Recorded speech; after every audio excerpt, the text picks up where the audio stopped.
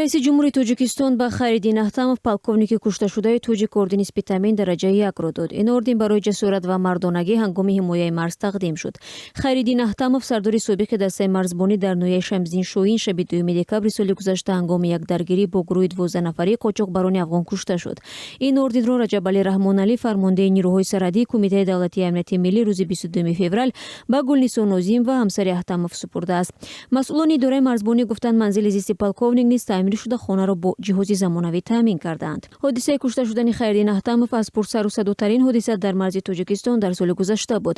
Дар пайи ин ҳодиса вазорати умури хориҷии Тоҷикистон бо ирсоли ёддошти расмӣ ё нота аз мақомоти Афғонистон тақозо кард ки ҳодисаро ҷиддӣ таҳқиқ кунанд. Дар ин ҳодиса 4 марзбони дигари тоҷик захмӣ гардиданд.